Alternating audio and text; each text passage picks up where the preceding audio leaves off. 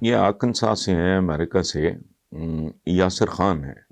وہ کہتے ہیں جی کہ آپ اکثر اپنے پروگرامز اور تحریروں میں شخصیت پرستی پہ بات کرتے ہیں۔ میرا سوال یہ ہے کہ شخصیت پرستی کے چکر میں بری طرح پھنسی ہوئی اس قوم کو راہ راست پہ کیسے لایا جا سکتا ہے؟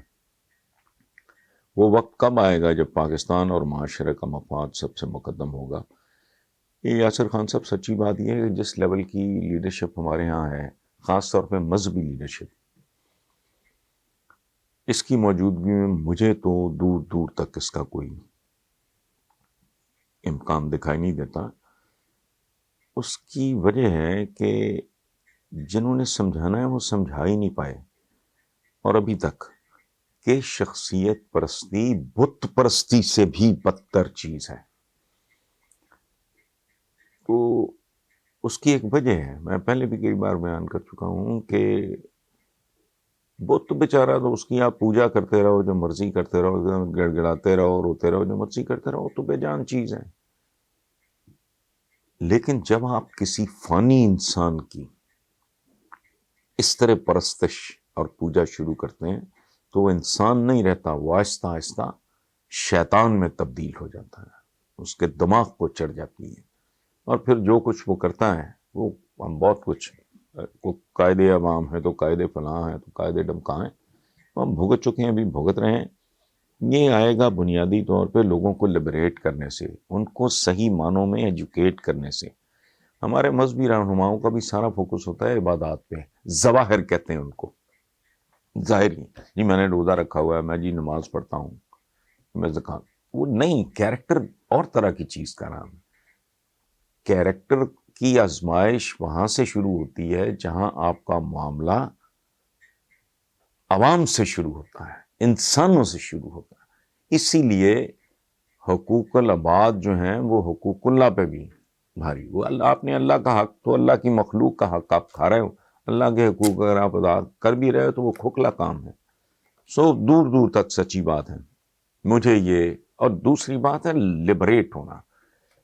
ایک خوف زدہ انسان، ایک سہما ہوا انسان، ایک ڈرا ہوا انسان، مفلسی میں خود غرض، اپنی شرف انسانیت سے گرا ہوا آدمی، اس سے کسی کیریکٹر کی توقع کرنا ان حالات میں، ان زمانوں میں، وہ مجھے کچھ عجیب سا لگتا ہے۔ جب تک آپ اقتصادی اور عدالتی انصاف نہیں دیتے لوگوں کو، وہ بنیاد ہے اس بات کی، کیریکٹر بلڈنگ کی، کردار سازی ہوا میں نہیں ہوگی، قطعاً نہیں۔ اس کے لیے آپ کو ایک انوائرمنٹ بنانا پڑے گا۔ سوال بڑا عجیب و غریب اور بڑا دلچسپ ہے۔ امین احمد ہیں پشاور سے، وہ کہتے ہیں کہ اگر آپ کبھی عراق گئے ہیں تو پلیز صدام حسین کی مقبولیت اور مظالم کے حوالے سے جو کہانیاں مشہور ہیں ان کی حقیقت کے بارے میں آگاہ کیجئے۔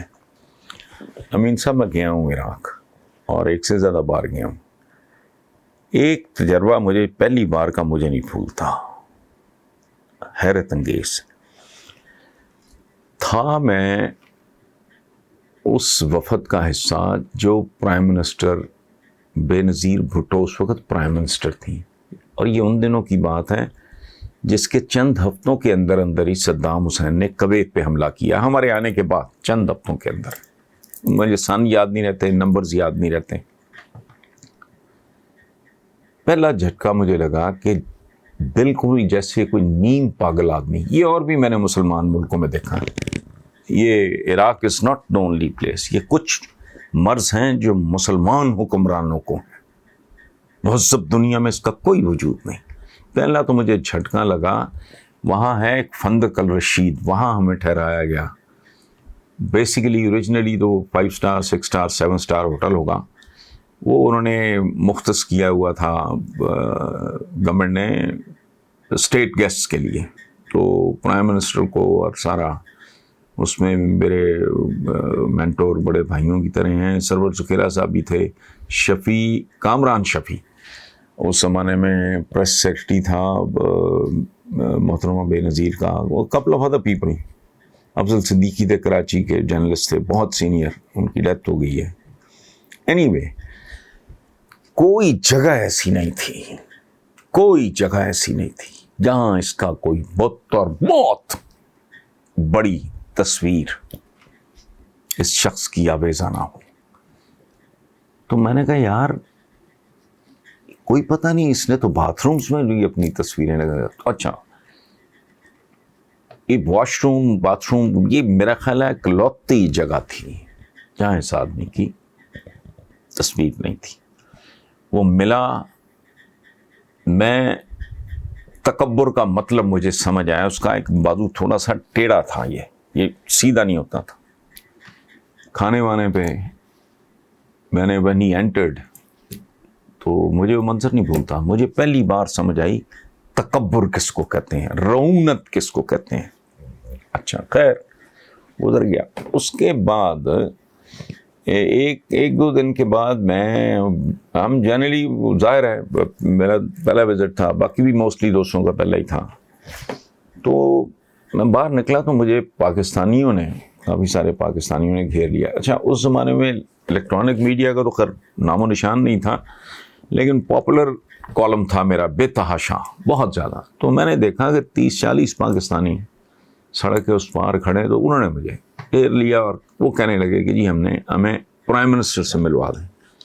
پہلے تو میں نے ریزسٹ کیا, ریسیپشن بھی ہمیں کوئی اتنا اچھا نہیں ملا تھا. زرداری صاحب بھی اس میں ساتھ تھے, یہ ذہن میں رکھیں.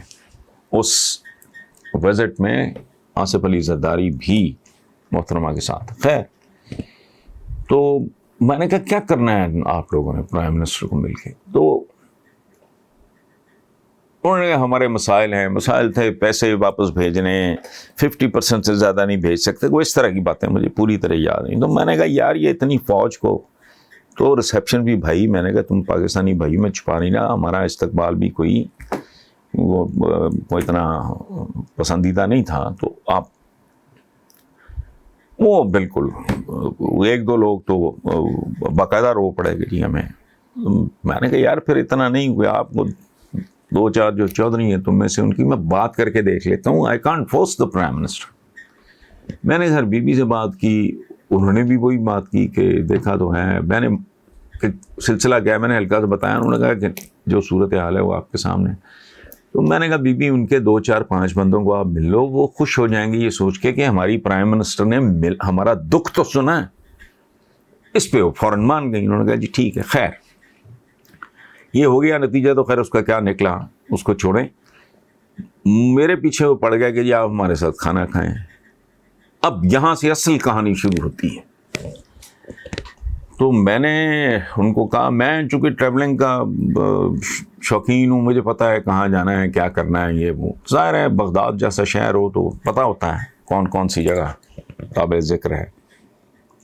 بے شمار جگہوں کا تو خیر وقت نے نام و نشان مٹا دیا. یہ اپنے وقت کا نیو یارک تھا کبھی.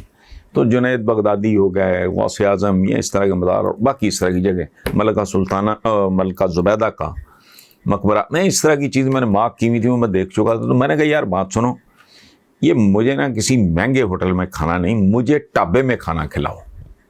یہ میں نے شرط رکھی. ایک آدھ کو وفد میں کوئی اور تھا, اس کو بھی میں نے ساتھ لے لیا. میں نے کہا ٹابے میں. اچھا وہ چلے گئے جی. ٹابا کیا تھا, اس میں حکے چل رہے ہیں, فلانا فرشی نشست ہے, وہ بڑے کم ہائٹ کی ٹیبلز بیٹھے, اس طرح خاص طرح کا ماحول. اچھا بیٹھ کے جب کوا شابا اس کے بعد کھانے کا ہونا تھا, تو میں نے انوسینٹلی, وہ کافی سارے لوگ تھے اور پورا وہ جیم پیک جس سے کہتے ہیں, تو میں نے روٹین میں ہی ہمیں کہہ دیا. میں نے کہا یار مجھے آپ لوگ بتاؤ یہ صدام حسین کتنا کو پاپولر ہے, جنون مجھے بتائیں آپ کے پاپولیرٹی اس کی کیا ہے. باقی تو میں تماشا دیکھ ہی رہا ہوں. رنگ اڑ گیا ان کا. رنگ اڑنے کا محاورہ بھی مجھے پہلی بار وہاں سمجھ آیا. تو جو تھے نا 2-3 ان میں سے چودھری ٹائپ بندے جن کو میں نے ملوایا تھا بی بی سے, انہوں نے یوں کہا, یوں. اس کے بعد انہوں نے مجھے اشارہ کیا, باہر چلے گئے. دائیں بائیں دیکھ کے انہوں نے ایک بات کی, اس سے آپ اندازہ لگا لیں وہ کون تھا کیا تھا. اس نے کہا حسن صاحب صدام حسین کا نام نہیں لینا. ہوٹلوں میں, ٹابوں میں, بیروں سے لے کے ٹیکسی ڈرائیورز تک, یہ ایجنسیوں کے اہلکاریں صرف نام لینا ہی کافی ہے. آپ نے پنجابی میں بات کی ہے لیکن صدام حسین تو صدام حسین ہی ہے نا. تو پلیز آپ نے اگر بات کرنی ہو تو آپ نے چودھری صاحب کر کے بات کرنی. Can you imagine? Saddam Hussein کے بارے میں گفتگو کرنی ہو تو پوچھیں گے یار یہ چودھری صاحب کتنے کا پاپولر ہے. اس سے آپ اندازہ لگا لیں کہ اس کی گورننس کیا تھی, کیسا تھا.